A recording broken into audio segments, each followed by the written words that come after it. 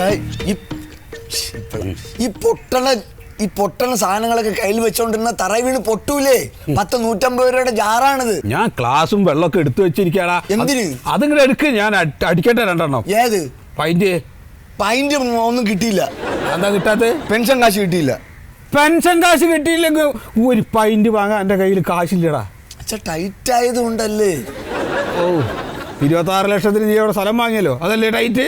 അച്ഛനെ ട്രഷറി കൊണ്ടുപോയി മസ്റ്റർ ചെയ്താലേ അവർ പെൻഷൻ കാശ് തരുള്ളൂ. എന്ത് മസ്റ്റർ? അച്ഛൻ ജീവിച്ചിരിപ്പുണ്ടോ മരിച്ചോന്ന് അവർക്ക് അറിയണമെന്ന്. ആ ജീവിച്ചിരിക്കണതേ ഉള്ളൂ, മരിച്ച പോലെ തന്നെയാണ്. അച്ഛാ അച്ഛാ നാളെ ട്രഷറി പോണം. ആ കേട്ടാ, ട്രഷറി പോണം. ഞാൻ ട്രഷറി നിന്റെ ഭാര്യ എനിക്ക് ഇന്നും മരുന്ന് തന്നില്ല ഉച്ചക്ക്. ഇന്ന് ഉച്ചക്ക് മരുന്ന് തന്നില്ലേ? ഇല്ല. ഇന്ന് ഉച്ചക്കും തന്നില്ലേ? ഇന്ന് ഉച്ചക്കും തന്നില്ല എന്ന് പറഞ്ഞില്ലേ? മൂദേവി, ഇന്ന് അച്ഛൻ ഇന്നും മരുന്ന് കൊടുത്തില്ലേടി? നിന്നെ ഇന്ന് എനിക്കറിയാം. വേറെ അവിടെ പോയിട്ട് ആ വരുമ്പോ തല്ല എന്നെ പറ്റിക്കാൻ വേണ്ടിട്ട് കഴുത. നീ ഇന്ന് ഉച്ചക്ക് അച്ഛന് മരുന്ന് കൊടുത്തില്ലേ? കൊടുത്തില്ലോ, അച്ഛൻ കഴിക്കുകയും ചെയ്തു. നോണ കൊല്ലു വെച്ച നോണ. നീ എപ്പോഴാണ് എനിക്ക് മരുന്ന് തന്നത്? വിളിച്ചു പറയരുത്. ഉച്ചക്ക് പിന്നെ ഇങ്ങനെ എന്താണ് ഇങ്ങനെ വിഴുങ്ങിയത്? അച്ഛന്റെ പെൻഷൻ കാശൊന്നും കിട്ടിയില്ല, നീ ഇങ്ങനെ ചൂടാവാതെ.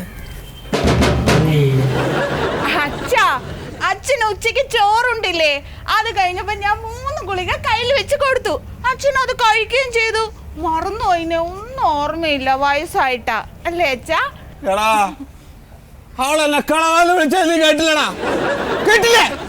അവളെ മുഖത്ത് ഒരു കൊടുക്കടാടി. ഇങ്ങോട്ട് കയറി വാടി.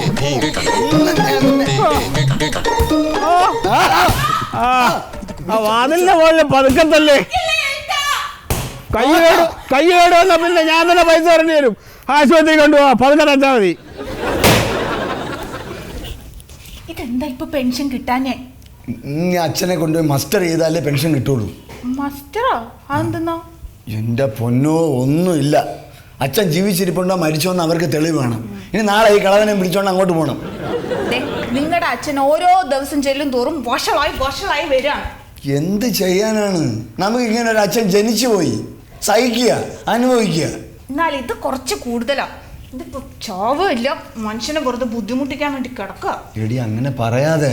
അച്ഛൻ ചത്തു കഴിഞ്ഞാൽ പെൻഷൻ കിട്ടുമോ?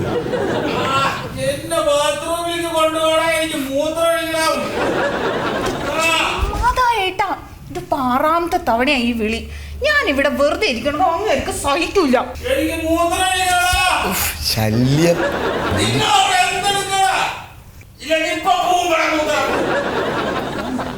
മൂത്രം ഒഴിച്ചാലേ അവളാ ഉടുത്തേക്കണ മുണ്ടെടുത്ത് അവിടെ തറ തുടക്കിയൊന്നു. ഞാൻ അങ്ങോട്ട് വരാം, ഇപ്പൊ വരാം. ഒരു കാര്യം സംസാരിച്ചോണ്ടിരിക്കണ്. വരുന്ന്